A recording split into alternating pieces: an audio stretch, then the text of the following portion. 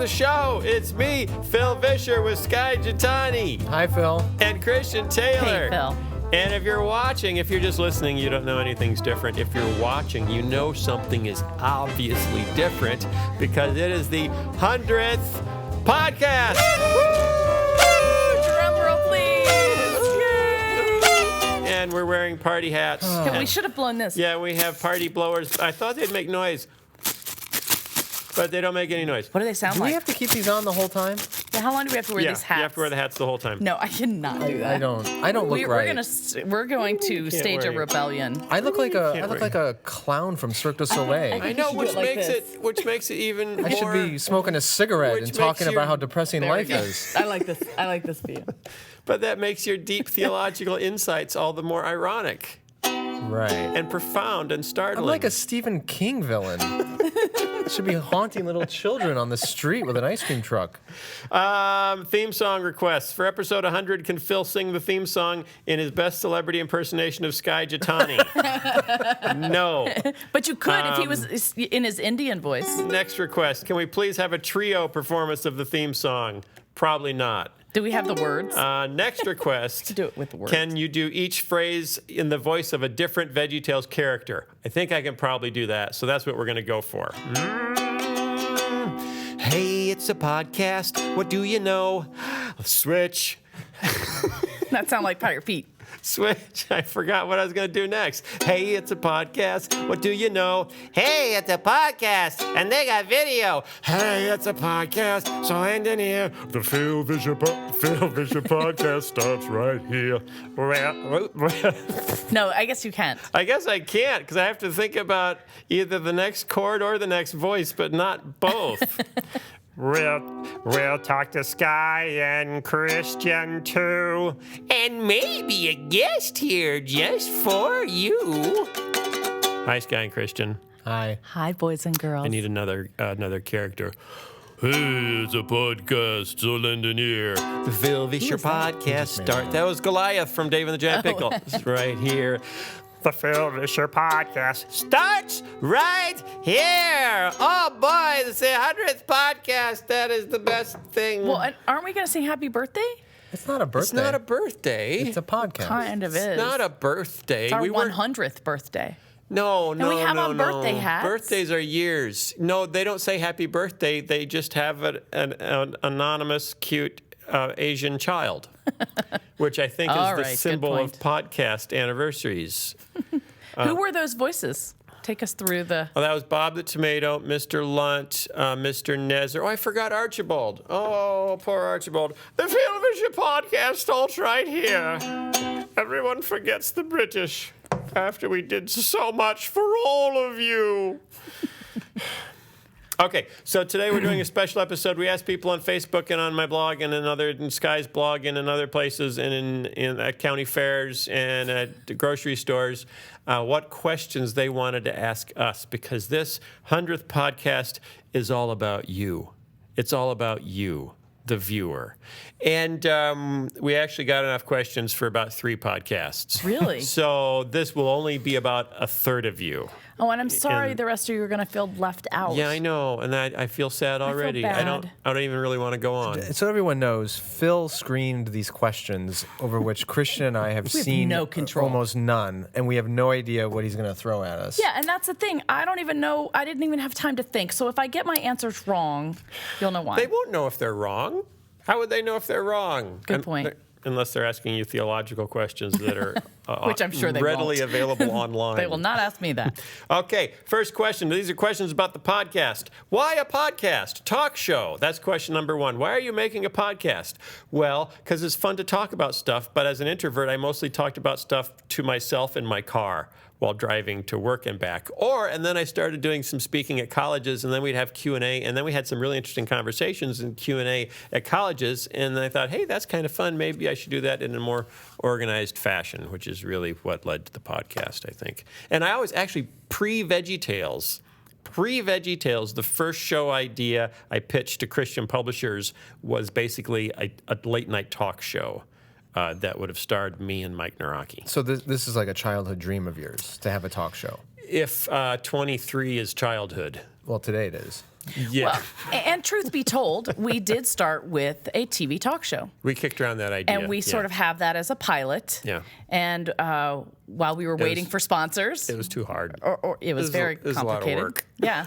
We thought, well, what can we do that's inexpensive, that's close? Yeah. And that's So how the podcast. we landed on a podcast because we're not overachievers, Yeah. basically. Well, because we like work-life balance. right. Yeah. I think is really what it's all about. Because That's if true. you've ever met an actual host of a television talk show, Busy people. oh, they're all messed up. That's right. No, they're not. Oh, they're all messed Jimmy up. Fallon is. He's messed up. No, he is not. They're all messed up. I don't buy it. Jimmy Balanced Kimmel, balanced messed people up. don't change the world. Craig Ferguson, messed up. Jimmy, leaving. Did you Jimmy hear that? Carter. I mean, Johnny Carson. Jimmy Carter. You're making grave generalizations that I don't agree with. Favorite guest. Anyone have a favorite guest? No, we can't have a favorite guest. I do. No, you can't have a favorite All guest. Who? Guess I can't tell. I'm curious to know. Todd Komarnicki was a Oh, yeah, favorite. he was fun. He had you on your heels. He was fun. I loved that. You were like, I don't know what to do with you. That's the only time, Phil, I've ever seen you like. No way. No. And Eric Metaxas. Oh, was he? Eric Metaxas was fun too. He was our Yeah. first guest. Yeah. Yeah. He was really fun. Another podcast question: where did all those knickknacks in the studio come from? The wooden moose head, the glass birds, etc. The moose technically is cardboard, which is a form of wood, so we'll grant you that. And there's more heads back there that you can't see. There's a moose, there's a deer, and there's a mounted fish that are all made of cardboard. I found them online. You can buy these little kits. You have to put them together. I'm too lazy to put them together, so I had Josh, who was our assistant editor, put them together. The fish took like an hour, just the fish. It has so many little parts in it. So, and he signed the backs of them. I had him sign the backs, so they're autographed by Josh on the backs. Most of the other little bric-a-brac, I would just wander around and see things that I liked and pick them up. IKEA. There was a lot. Some stuff is from IKEA. Some stuff is actually from the store Urban Outfitters, which they do a lot of kind of retro hipster stuff. So I think my ceramic owls, ironically, are from Urban Outfitters. They are the interesting. hippest ceramic owls. My lava lamps are from Menards. Save big money at Menards. Only people that live around here would know that. Or anywhere in the These Midwest. are from the grocery store.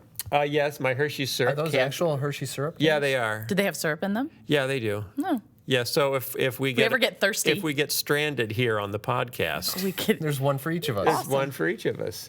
And I got some little Japanese thingies that a friend of mine sent me who likes little Japanese thingies. That portrait, there's a portrait of Buck Denver, which is actually, it was hanging on the wall. it is. Yeah, hanging on the wall in Buck Denver's cabin in Why Do We Call It Christmas? And so we printed it up and put it here. And that's about it. What about those white Those are little- mummies. Those are from... People can't see that. can they? you can't see it. They're the little white No, they're guys they're that you above my head. the paint. They're from Kid Robot, from the Kid Robot store. And there's a painting back there that I found in Goodwill, and a globe that I found at Hobby Lobby. Hat is snagged. cut Oh in the- no! there you go. Sit. Okay. And someday you guys taking can this off purchase now. everything you see on this set I if the don't price think is so. right. I don't think that's true. Will there ever be T-shirts? I hope so. I'm really pulling for those T-shirts, and We are understaffed, and so the legwork of doing things like T-shirts, yes, it is on our list of things to do, but we have to figure out, because once we honestly commit to things that require repeated and consistent attention, somebody has to get paid for something, or it's just not going to work. Well, and we did have a listener who is willing to help us with that, and it's Yes. just a matter of figuring out all the pieces to how that the pieces of a work. T-shirt. How many pieces are there in a T-shirt? And do we have to cut them out all at once, or can it be separate? I think a sponsor would be helpful. A sponsor would be helpful. Following up on that, how much does it cost to produce the podcast? I noticed you don't ask for money like This American Life or have ads like other podcasts I listen to. I mean, I understand, unlike them, you don't do this for a living, but is it expensive to use things like bandwidth and whatnot? If you ever asked for money, I'd give you my share because you are so insightful and Sky is so wise and Christian is so honest and the That's gonna make me cry. We're like it's like whoever said that, who I was think that? Phil wrote that. I'm the lion and you're the Tin Man and she's Dorothy. There you go. Absolutely. We each have our. And who's Bill? All I want is. Is he the wizard behind the He is curtain? the Bill is the wizard. And the three of you are the voice of reason to a culture where people think being anti this and anti that makes one a follower of Christ. That's a little scary. I really am for Clint. That is precious. all Well, I you can better say not be is- because you're the voice of reason. You I need to be am. able to talk. No, Actually, she's I'm so honest. Oh, that's right. She's Which is true. honest. I Your think wisdom. I'm the heart your honesty. of the podcast. Wait, what was I? I'm the heart. There you go. Oh, I'm insight. Insight. Is that similar to head. wisdom, isn't it? I think we're kind of overlapping. Yeah. We want to figure out what we're going to do to like have some money. Because if we had some money, you know what you can do with money? Well, you can go to Starbucks. But besides that, you can fly in guests. You can have real guests, and you can also have someone booking guests and getting paid by the hour to do it, which would make it a lot easier to come up with guests. So And we're going to come up with a way maybe to- pay your co-podcasters. No, you're here to promote your books. I don't have a book. Yeah, this is all a volunteer effort. Have you we must considered be doing a reminded. live show in front of an audience? Yes. Yes, we have. We did that. In fact, we did it with the pilot for the talk show idea. That, too, is a fair amount of logistical legwork to come up with an audience at a specific time and have tickets and get people there. So maybe we'll figure out how to What about a do live that. audience on the road? We're going to do that. I think we ought to Yeah, take that's the the plan, podcast. We're going to do that in August in Arnold's Park, Iowa. It's my plan to come with you this time. Are you going to come? That's my plan. That's her plan. Okay, so not right now, but maybe eventually. John and Yoko Ono once did an interview from inside a cloth bag. Any hope of a future guest doing the same? I think that's fairly What was the point of unlikely. that? Yeah, what was the point of that? Performance art? I think your mom should be on the 100th episode. She's brilliant. Thank you, but no. Not no to her being brilliant, but she's not here. So She's a busy lady. But follow-up question, what has been the most downloaded episode of the podcast so far? The one with my mom.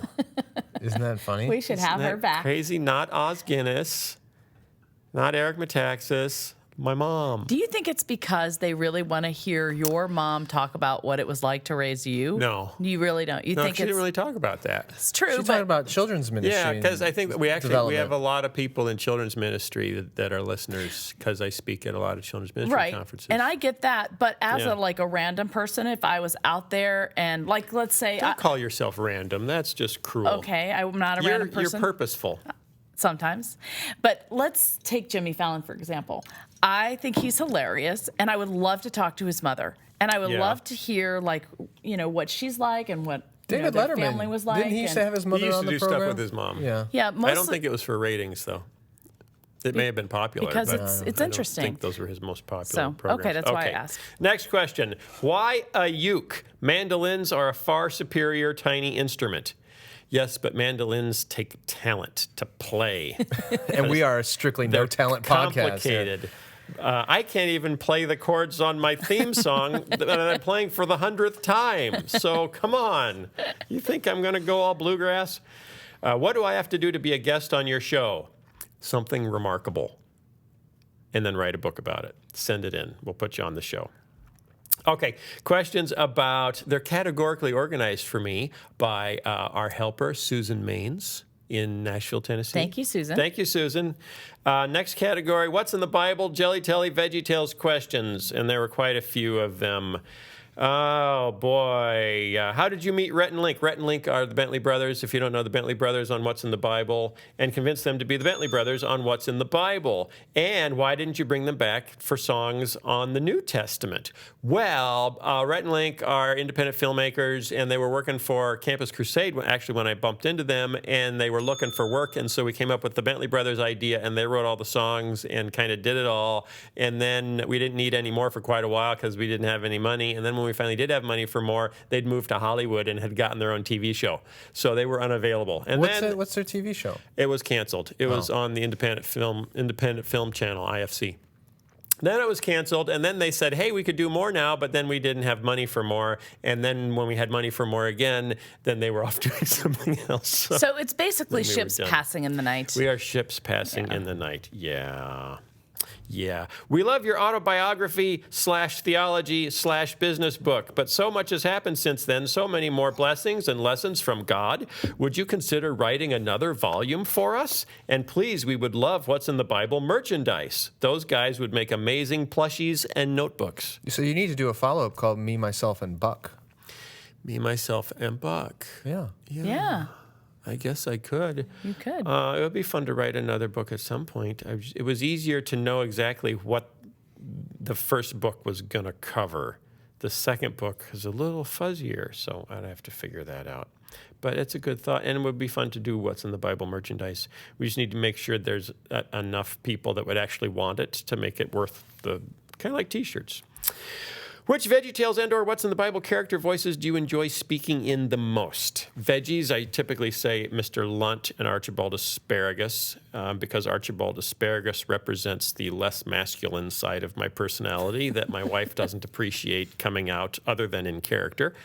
And Mr. Lunt, because he can pretty much say whatever he feels like saying and nobody gets mad at him. And I can say all sorts of things as Mr. Lunt. What's in the Bible? Probably Sunday school lady for the same reason as Mr. Lunt, I would say. And can I point out that at this point in the podcast, neither Christian or I still have our hat on, and you seem When did you take your hats pretty off? committed to that little Asian girl on your head.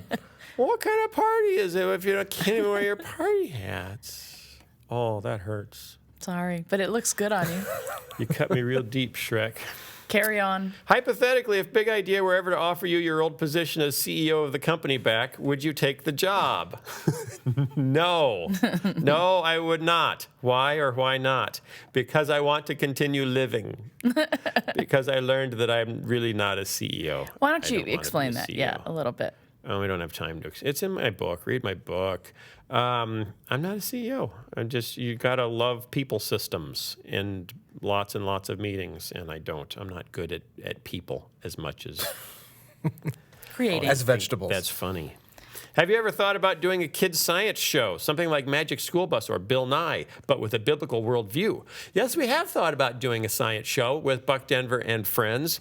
The tricky part is that you can't do that in a way that would please all, even conservative Christians, because we have some very strong differing opinions about science and how a biblical worldview applies to it. So it would have to be done extraordinarily carefully, or it would turn into quite a mess. Any chance of a What's in the Bible church history? I'd love to see that. Me too. That's another thing we've talked about, is doing church history. We have to figure out if there's an audience that's big enough to support the production. But yeah, that's a good idea.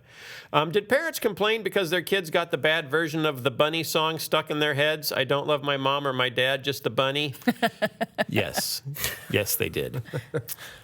My daughter wants to know how Larry Boy works his super suction ears with his brain. That's all I've got to say about that. He thinks and they fire. How did you come up with the several elements of What's in the Bible as far as characters, format, etc. goes? Actually, and I've told this story a couple times, but I don't know if ever on the podcast, the biggest inspiration for What's in the Bible was the Walt Disney shows from the 1950s on ABC Sunday night, when they would do documentary-style stuff like How Man Would Reach the Moon, or the classic Your Friend, the Atom. And anything that is Your Friend, the woodchuck, is a parody of Your Friend, the Atom, the Disney version. And I was so impressed with how deeply educational Walt could be in that show. And they always started out with him sitting on the corner of his desk, and then they would bring in science experts, and then they would have animated parts and just wrap it all together. And it wasn't just for kids, it was for the whole family. I thought, what if Walt Disney did that to teach historical Christianity? What would that look like? And that led to What's in the Bible. I hadn't ever heard that story. There you go. Pretty cool. Why did Pastor Paul leave his classic study for a TBN-styled set with piano? Is this a reference to traditional pastors trying to become more modern? Ha ha, I'm ready for 100 more episodes. Thank you very much.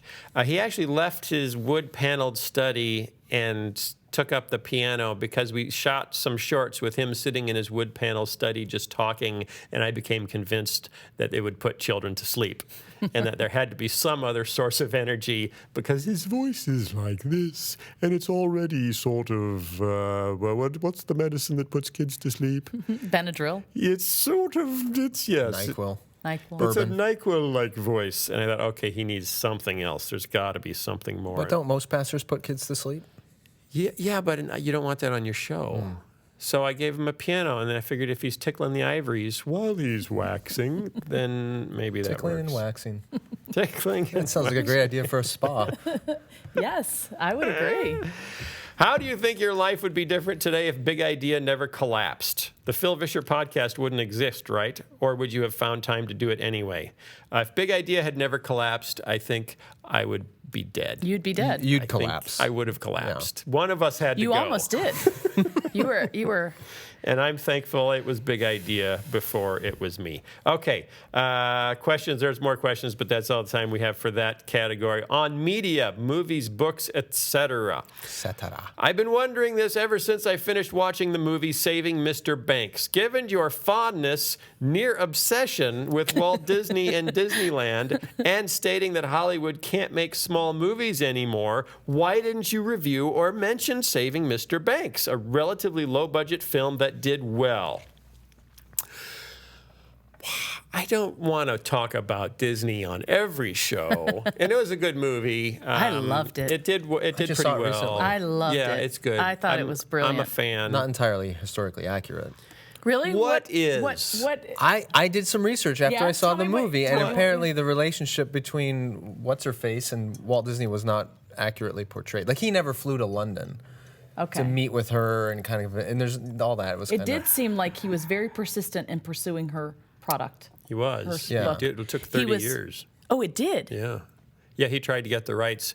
After Sleeping Beauty was a big success, Mm-hmm. he had all this money all of a sudden, and he wanted to start doing 2 or 3 movies a year, animated movies a year. Okay. So he went on a binge of acquiring the rights for things. Oh. And probably half of what they did, I mean, like, up through the Jungle Book, were all rights that he had acquired immediately after, in that's so 1939, interesting. 1940, and then was never able to produce that stuff because they ran out of money. They didn't have the money. And Mary Poppins was one of the things that he wanted way back when, but she was not interested. She was difficult. Yes, and I don't was think she ever difficult. actually came around to liking the movie. I don't believe she did. But they don't really say that she did in the movie. Right, but it's implied. It's implied that it touches her. Yes. Not Yeah. that she liked it. Anyway, it was a good movie. It was a good movie. I think studios primarily make films like that more for award season, hoping to get some Oscar something going. So, yeah, there still are movies like that. Okay, that in mind, what do you think of Dragon Ball Z? What is that? Oh, it's an anime sort of. I don't really cartoon think of Dragon that Ball little Z. boys I thought love. that's Anime. I thought that was like a sequel to World War Z. No, it's a prequel by about 30 years, but that's Yeah, okay. Dragon Ball Z is in Okay. the same vein as Pokemon and Here's one that everybody can respond to. What is a piece of art that touched you the most spiritually? Book, TV, movie, music, painting, etc. Wow. Because you've got a piece of art in your office. I do. It's a very large reproduction of Rembrandt's The Return of the Prodigal Son painting. Yeah, and Yeah. did you bump into that because of the Nouwen book? Yeah, I think that was my first encounter with it. Henry Nouwen wrote a book on the painting, which was really meaningful. And I remember talking to my brother about it years and years and years ago. And then when I came home from our honeymoon, from when Amanda and I got married, my brother's wedding gift to me was this big, beautiful framed picture of the prodigal son that he found in Europe. And It's brought very over. big. It's very big. It's like, I think, full size. Yeah. But But was it Henry Nouwen who would just sit in front of the painting? yeah, I think the actual painting is in St. St. Petersburg. Petersburg. Yeah. And so he sat in front of the painting for days and days and wrote this book about his observations and the parable. And so, yeah, that's up there. that's neat. You got anything? I do. I lived in Washington, D.C. for a while, and I spent a lot of time at the museums. They're free, in case you've never been there. And I have. I'll give them a whistle. so I really fell in love with the Impressionist art in that time period. And one of my favorite pieces of art is Rodin's The Kiss.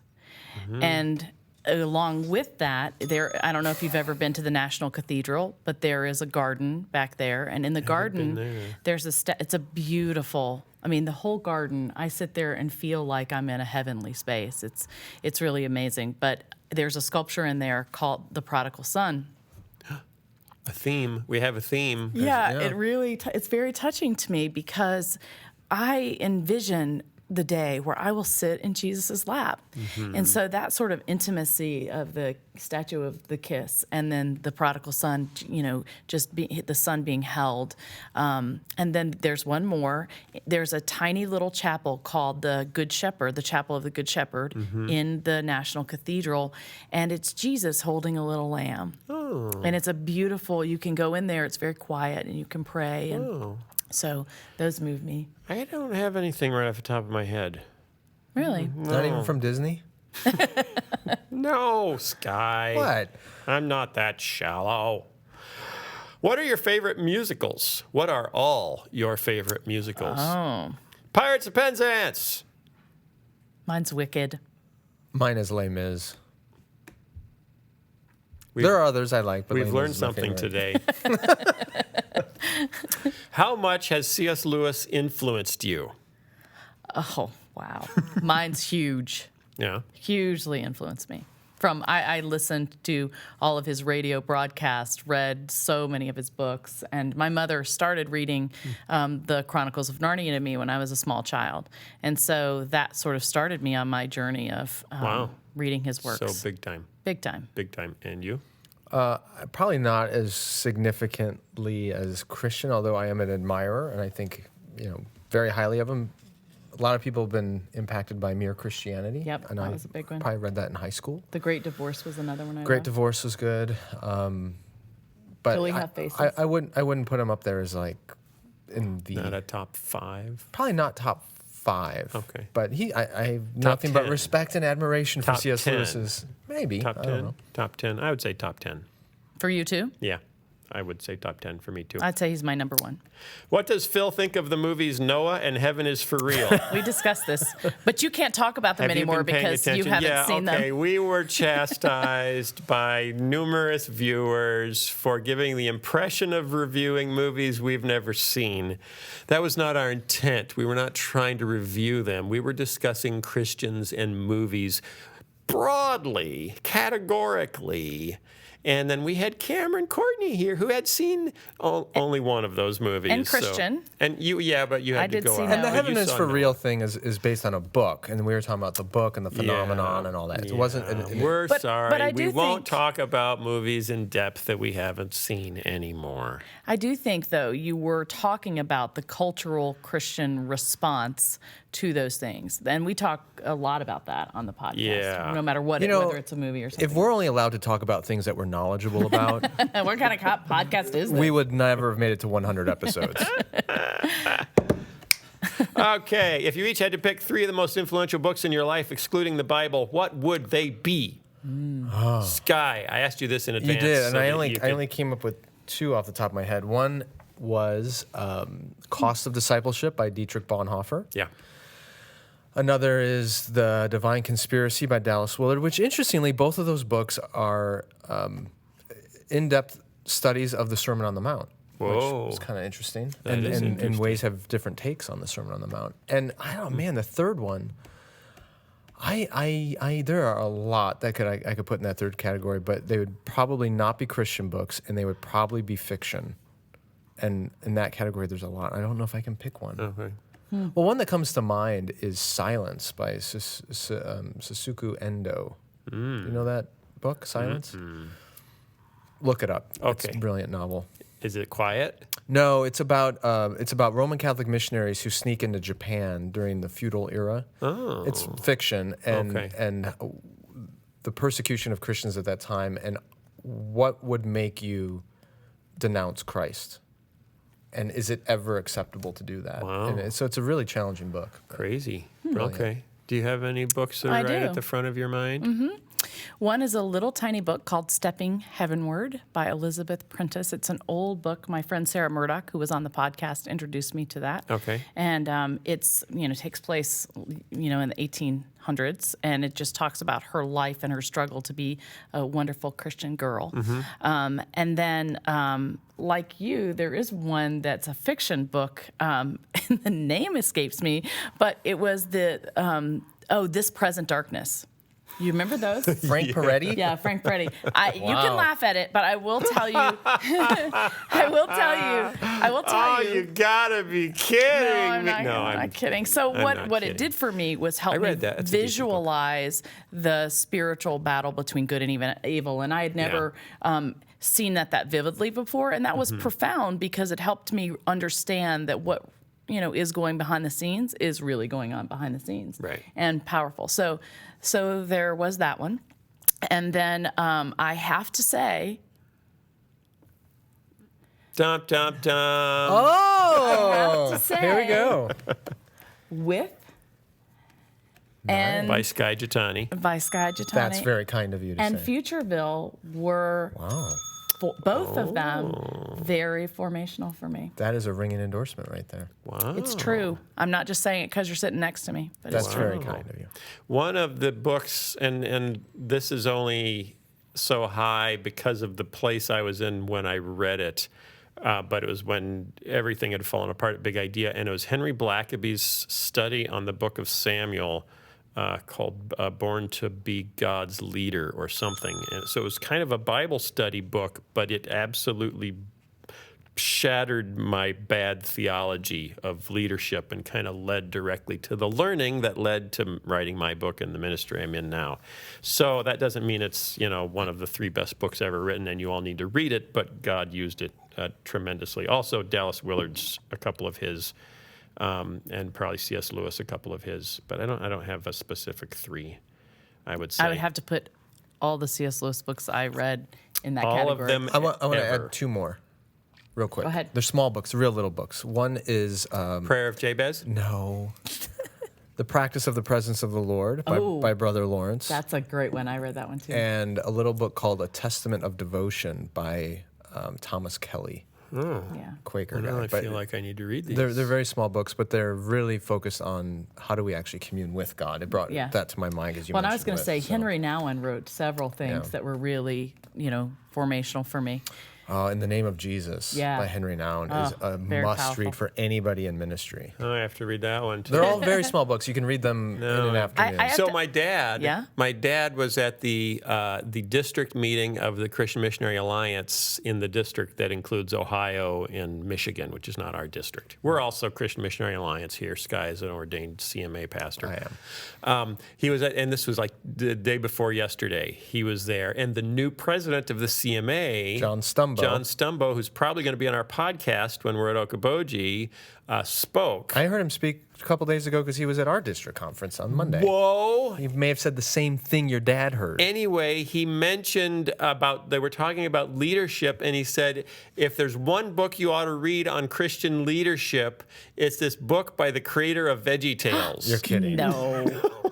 He mentioned, he couldn't remember my name. He said the creator of VeggieTales wrote this book about his story and business and leadership, and it's like, you all need to read it. And so my dad flipped out and went up to him afterwards and said, that you're talking about my son. That's my boy. And ended up hanging out with the president of the Alliance for that's the cool. rest of the evening and called me rather excited. Can I add one other little book? Yes. But it's not a book per se, and you're going to probably laugh at me. Is it a track? It kind of is. Okay.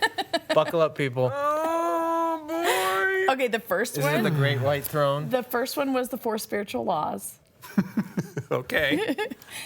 Still with you. which I have, Anyway, but the 4 Spiritual Laws was because I initially was drawn to Christ at a Billy Graham crusade. And he in the used the 4 1970s. spiritual laws? No, but it was kind of during that time where, yes, they did use a lot of pamphlets, and it could have been one. Yeah.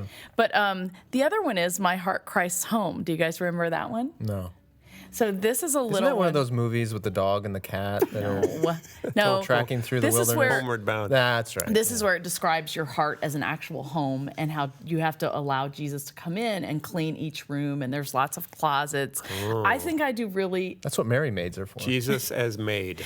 well, and what it does for me, Life it made. helped me picture and visualize Christ coming in and truly transforming and cleaning the dark places of my heart. So Fantastic. that's what the real people. Okay, we got to move on to the next Yeah, go ahead. category. The next category The is star is falling. theology and the Bible. Ooh. Oh, I'm out of this one. Theology in the Bible for 100, Phil. In your discussion about heaven is for real, you mentioned that it promotes the idea that everyone goes to heaven. Would you talk a bit about what you think the Bible says about hell?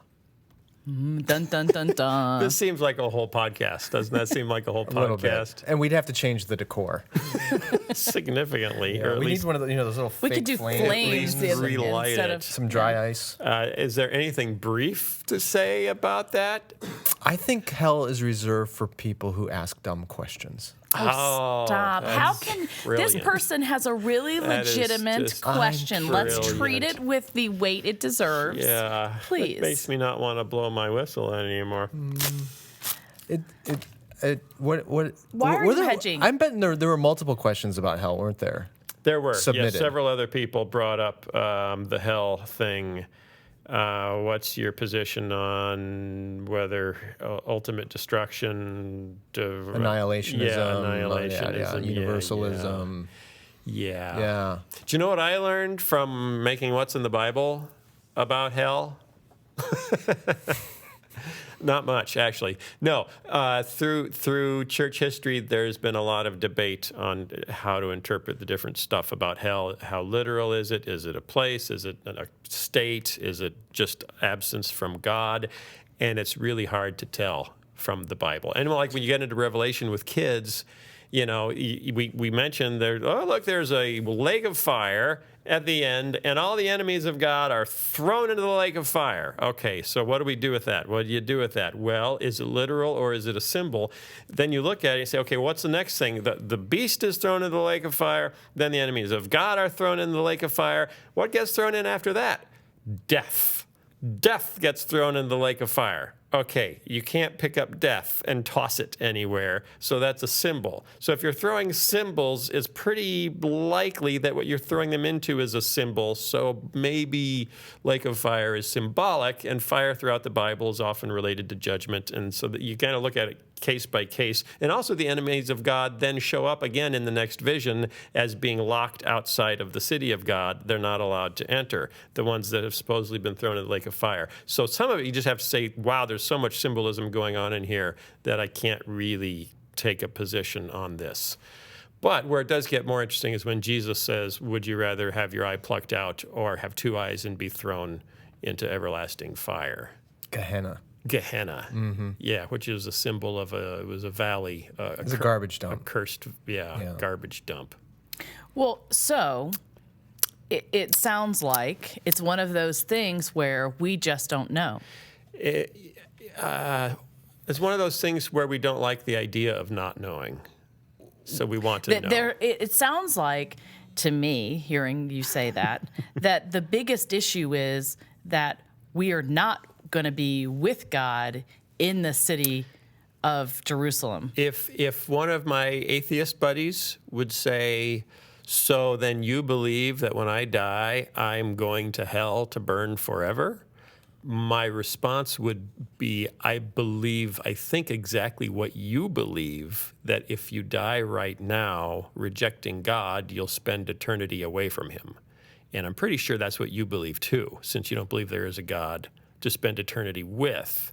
What that state looks like is highly speculative.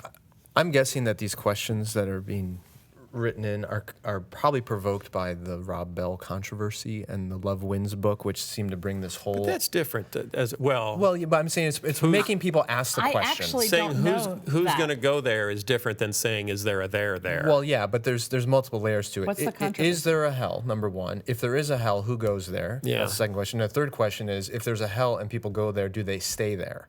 Right. Or do they end up being destroyed, annihilationism, or do they eventually end up being saved and united with God, which is a form of universalism. So, those are... So what is it? Well, I would say, for my particular view, number one, I'm not a universalist. Number two, I do believe there is a judgment and rewards and punishment. I'm not so sure about annihilationism or not. I haven't come. I don't know if it's a perpetual, eternal, conscious torment or if it's annihilationism. I'm open. I can be swayed on that.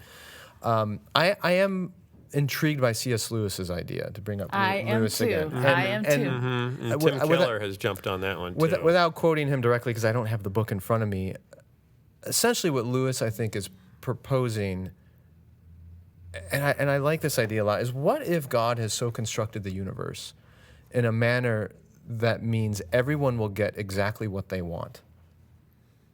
Seek and ye shall find, ask and it will be given to you. Everyone will get what they want. The problem is, if you want something less than God himself, then you desire something less than life, because God is life. He's the author of life. And so to desire something less than God is to choose death, is to choose something less than being human. And that should be a terrifying thought for a lot of people. And that's what worries me about the way popular evangelicalism presents the gospel. Right, that's not enough. Right. What we tend to say is, do you want heaven? Right. Rather than saying, do you actually want God? And there is a significant difference between heaven and God in popular thought. What did John Piper say? Yes, John Piper, his quote loosely is, the gospel is not how people get to heaven, the gospel is how people get to God. And if you would be happy in heaven, if Jesus were not there, you will not be there. Which is we're not necessarily endorsing that point of view. But it conforms with what Lewis said, that people will get what they desire. And if you don't want God, you won't get him. And if you don't get God, you don't get life. And that's a challenging thought. Okay. Yeah. Okay.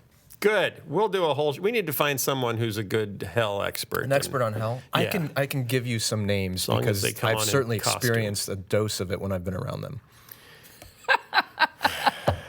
With the aging population of most church, what do you feel can be done to reach the younger generation? For example, those under 35. I'm thinking a podcast. What do you think, Sky? I totally agree. Okay. And I agree. What do you guys think our attitude should be regarding theological non-essentials? Do they matter? Well, by definition, if they're non-essential, then they don't matter. Am I wrong on that? A little bit. And the important they don't things, matter as unity, much. and non-essentials, liberty. The debate is what exactly is a non-essential. That's the debate. Right. I wish I could say I came up with that, but it's college churches, like, tagline. I think a lot of ministries use that. I'm a member of the Church of Jesus Christ of Latter-day Saints. I say I'm Christian. What do you have to say about that? I think Christian would have something to say about that. Because if he's Nice. going around thinking he's you, then we have problems. I'm Nice. Christian. Yeah, no, I'm the only Christian I think that I'm Sky. First of all, thanks for listening to the podcast. Glad to have you as a listener. I would say I'm not an expert in Mormon theology, but I know that it differs pretty significantly from Orthodox Christian theology historically, particularly in areas of the Trinity. So it depends on kind of what you mean by, lots of people have called themselves Christians, some that don't even believe in God.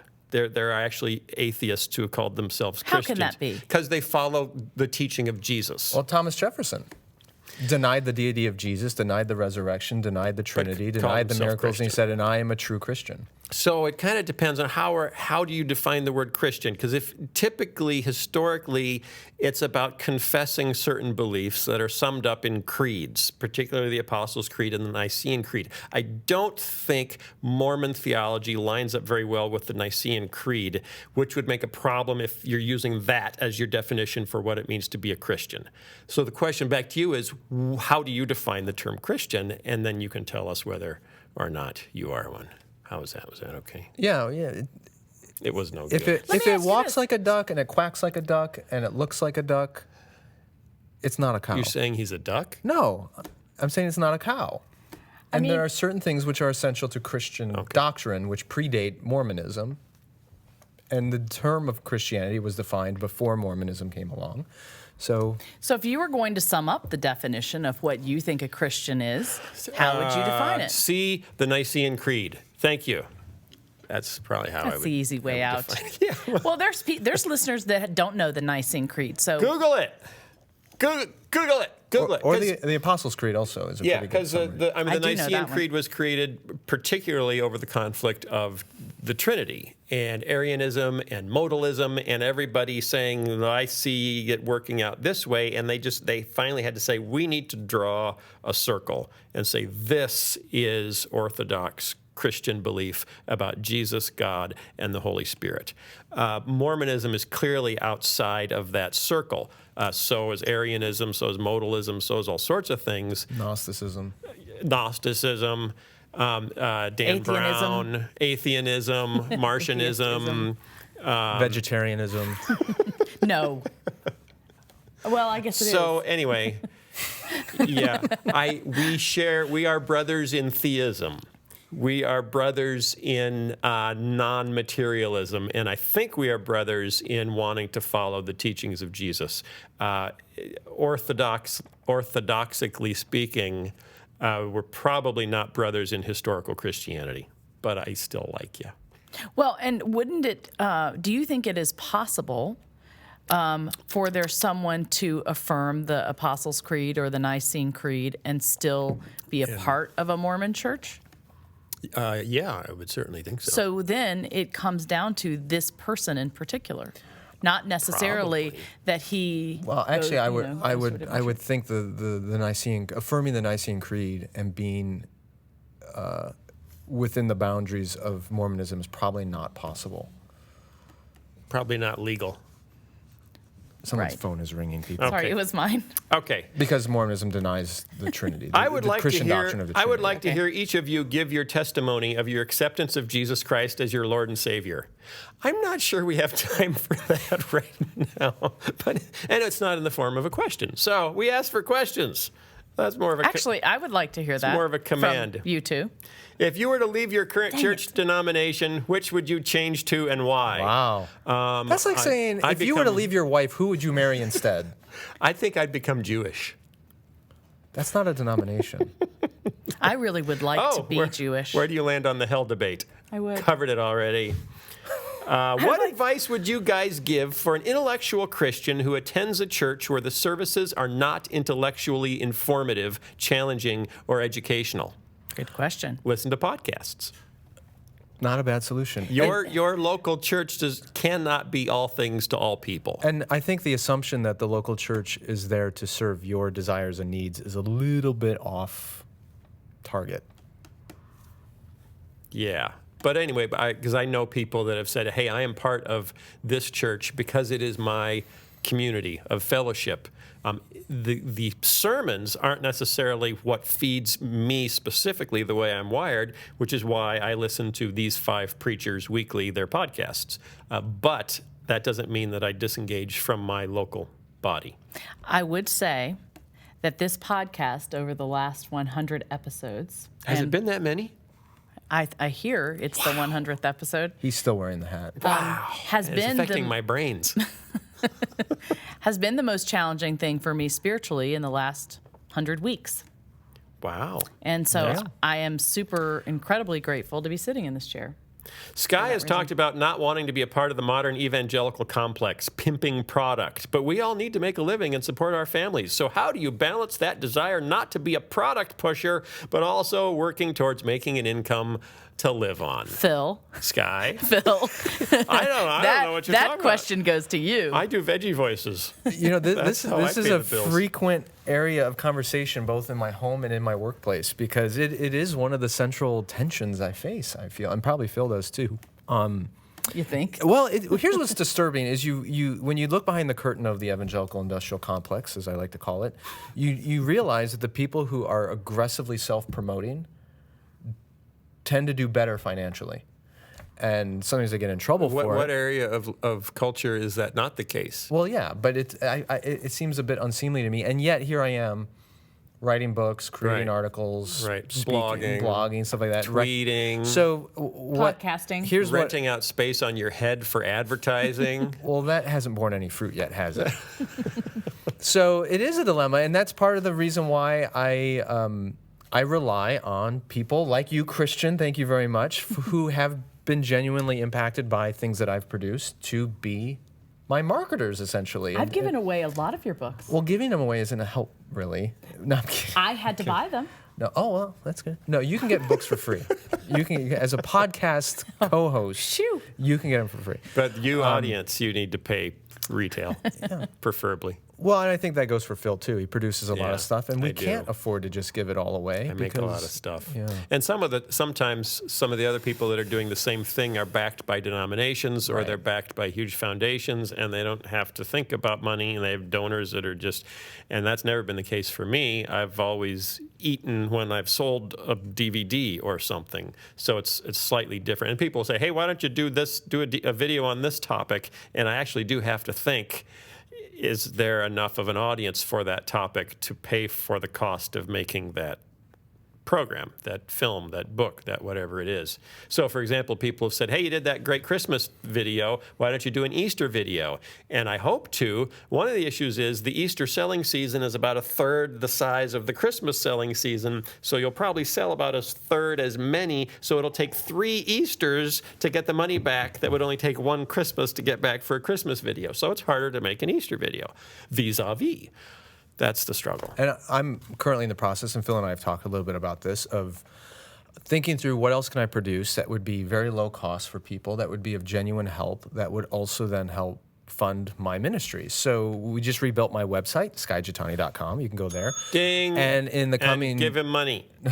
in the coming weeks, I'm planning on putting up some new ebooks that will be essentially sermons I've preached over the years that have been rewritten and reformulated into ebook format, and possibly putting together a daily devotional email newsletter. So every day you'd get a brief devotional that I've written and a prayer, and that might be a subscription-based kind of product, maybe $1 or $2 a month to sign up for that. So those are things I'm thinking of, and but we won't push them super heavily. We want to just let them out there and gradually get traction, and people share them and see what happens. Okay. Favorite Disney World ride? Space Mountain, that's easy. I like Space Mountain a lot. I like Pirates of the Caribbean. Pirates of the Caribbean. Woohoo! And I didn't realize this until last summer when we went to Disneyland, but the one in Disneyland is a little different. better. It's better Do you than know the what's one in Disney better? World. Okay, I want to Yeah. know this. I was just there at the Yeah, Pirates Disneyland, of the yeah. and I want to know, was that space something else before it was Pirates of the Caribbean? No. Really? It was Because it orange looks like groves. it was a different kind of ride, like way back when, before Pirates of the Caribbean was a real movie. Well, it's been there since 1968. The movie was based on the ride, not the ride on the movie. Yeah. I didn't know that. Well, That's what was so confusing. Johnny Depp was added to the ride after the movies. Johnny Depp was retrofitted. That Back is- into the ride. That Yes. explains it, because I kept going through this going, this is so old school. This had to be a different ride that they made into the Pirates. It's of like the Caribbean. quintessential Disney dark ride. It is. Yeah. Yeah. Do you know what? really I didn't want to go into that haunted house ride. But Yeah. Okay, because I do not like scary things. That's the other one that was at the same time. well, they were and both and developed my together. son made me go. He's like, "You're not going to be scared. You're not going to be scared." I'm like, "I'm going to hate it. It was awesome. Yeah, that's a fun ride. It was awesome. I took my mother-in-law on that ride, and I don't think she liked it because she's It was very so sensitive creative. to good, bad, evil. Yeah. You know, and when I go on it, it's like, this is a classic. You know, and when she went on it was like, this is evil. Oh. There's seances and stuff or suggestions I thereof. thought it was cool. Would Phil sponsor my Christian monster truck team so I can get it started? Very Unlikely. slim chance of that. I'm not sure. I'm sure there is an argument that you're willing to make for the need of the church for a monster truck team. It is not immediately leaping to my mind. Phil, I'd love to see you have your own TV show. What am I doing? What is this? What do you call this? Better yet, reality show. Those never end well. No. Can you? And besides, you're kind of boring in your real life. I know. Wow. I'm too quiet. Yeah. I'm too quiet. I'm in the wild. If you bump into me in the wild, I'm rather introverted. Nonchalant and introverted, Yeah. and So you actually have to be caged in a studio to come alive. Yeah. it's true. Yeah. Can you come to Australia and preach awesomeness everywhere? Sky and Phil. I have family in Australia, so Not if you for want the to, I know, podcast. like, It's for it's not for preaching. me. It's for preaching. if you want to pay for not us to Christian. come, Did sure. you say you have family in I have Australia? I have a cousin who lives in Sydney. You do? My dad was just there. Came back. I have a daughter named Sydney. Yes, you do. I've always So- wanted to go to Sydney. I've been to Sydney. It's amazing. I huh? went in high school. Okay. Yeah. How many musical instruments can you play? Well, none. Guitar better than anything else. What is your favorite spoon? I don't know what that Favorite means. spoon? What? What's one thing on your bucket list currently? I like the teaspoon. Bucket list? Anything on your bucket list? Oh, I've got Take one. your kids to India Oh, we're gonna do that. in November, so Yeah, then and that'll South be checked Africa, I off. Was think. that on your bucket list? Oh, I don't really have a bucket list. Yeah, I don't think I have Oh, a I bucket have a list. bucket list so long we can't even. But the top one this week is jumping out of an airplane over Fiji. That's my latest. Didn't we talk about this? yeah, Seems because like that, that I could saw end that poorly. in the Coke Museum thing. Yeah. But I also Oh, want to go to okay. England. I've not never, been to my England. whole life, I've dreamt about going to England because of C.S. Lewis. So I used to read about, the Inklings and all the writers getting together in these different places, and 84 Charing Cross Road. And All you always really wanted to go need to there. do is get sprayed down with a hose Yeah. and wet and walk into an Indian restaurant. That's England. What? That's What? about it. What does that Isn't mean? that also India if you're sweaty? Well, maybe during monsoon Meaning season. it's Okay. raining? It's wet and rainy, and the only good cuisine is Indian food. Is that wow. right? Well, there Have you goes had our English food? English audience. fish and Sorry. chips. Fish and chips and folks. shepherd's pie. That's what you get. Yeah. Everything else Yeah, they had to they're steal from getting- their I'm dying to empire. go there. Yeah. I What's would- our amazing native cuisine? Hamburgers? Yeah. It's better than shepherd's pie. And Shepherd's pie's great. What are you Yeah, but it's talking not about? that good. have you had I a like it. pasty? What's that? A pasty? It's like it's a pocket sandwich that's kind It's a of Hot Pocket. Yeah, it's like a British Ooh, hot now I pocket. want one of those. Yeah, I had one and it made me feel a little. It was Stilton cheese and some kind of a beef Oh, that product. sounds fantastic. It seemed like it was going to be fantastic. I was eating it on the tube while we were going somewhere in London. And I want to go to eating a pasty on the tube and minding the gap. Kew Gardens. I There. don't know what that is, but It's in England. good on ya, Yeah. as our Aussie friends would say And do you know when there's a they're real- visiting England. There's a real poo corner. There's a what? There's a real poo The corner. bathroom is around the back. Is that like Have you been there? Oh, ha ha ha. I got suckered into that one. in India, every corner is a poo corner. I've heard. For Christian, what is your favorite way to wind down and relax? Lately, it has been watching the Jimmy Fallon show at night before I go to Really? bed. He is a huge. You've mentioned I him am like three I am times such today. a What huge happened to Duck fan. Dynasty? That makes me laugh. That gets me Okay. all excited and happy. Okay. But Jimmy Fallon makes me laugh also. But I just kind of go to bed happy. And actually, I love reading stories to my kids. So Wow. Okay. Singing with them, We got some reading to good theological questions for Sky, but we're running out of time. So let me end on this one. Sky, earlier this year I finished reading With. It is one of my favorite books, and I've been recommending it and buying copies for friends and family because I believe the message in it is crucial to living the Christian life the way Jesus intended. Thank you so much for writing it. I went to a Bible college for 3 semesters that teaches that life is supposed to be lived in the life for God posture. As I went through the 3 semesters I've completed, God has opened my eyes to something more, namely life with God. Your book put words to what I was feeling and trying to explain for a long time. Here's my question. How do you go about explaining, showing people that life with God is different than what they have now, life for God, and that life with God is so much better and infinitely more fulfilling than trying harder and doing more? That question was also submitted to me via email from thenewskyjatani.com, and I actually responded to that Did you? in email form at length already. Well, can you recite it from And memory? I don't remember what you entirely said? what I said. 3 main points. I think part of it is those who have eyes will see, and some people, no matter what you say to them, are not going to. They're not ready to see another way of relating to God, and that's okay. But one thing you can do is simply ask or point out, how's it working for you? And this is really what you wrote your book about. Right. Me, myself, and Bob book. Right. It was living your life the way you were was just unsustainable. You couldn't do Right. it. You weren't exhibiting the fruit of the Spirit. So if someone else is living a life full of anger, of jealousy, of strife, of all the bad fruit that comes from the flesh, and they see in your life, which is rooted in deep communion with Christ, love, joy, peace, patience, kindness, invariably they're going to want to know, what do you have that I don't have? Because Right. I'm serving Jesus, I'm in the church, I'm doing all this great stuff. Why is my life full of rotten fruit and yours is full of good fruit? And that then opens the door for them to see a different way or be open to a different way of relating to God. But if they haven't gotten to the point where they're experiencing that disequilibrium or then dissonance, right? If you think what you're doing is working, it's hard to be dissuaded from continuing to do it. And what I found that existed in me and a lot of other people I think that I've met is this sense that there are tiers of the Christian life, and that if you're called to ministry, if you're called to do the hard work, you're probably going to be kind of miserable. But that's the price you pay. But the people that follow you will then enjoy the fruit of the Spirit. And it almost becomes a messianic kind of, I have to break myself for the sake of others. And what finally convicted me was the notion of, okay, if what I'm doing is making me miserable, why would anyone want to follow me? Right. Nobody is going to want what I have if it's stressing me out. And to get to the point where you can let go of that and lose that stress and then find the fruit of the Spirit. If you're filled with the fruit of the Spirit, people want to follow you because they want to know how you got to where you are. And then you can tell them, well, first of all, calm the heck down. Just stop freaking out about God's in control. It's okay. Okay, that was our first 100 episodes. We tried to summarize it all. I'll summarize the first 100 episode in a song.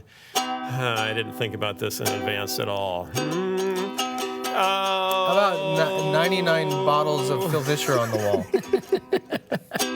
We've done 100 podcasts. I bet you didn't know it would go so fast, but we're mostly done, at least with the first 100. Stay around, because nothing rhymes with 100 except 200, which is how many we'll do next. And we'll talk more about the gays and the atheists and eating pasties on the subway.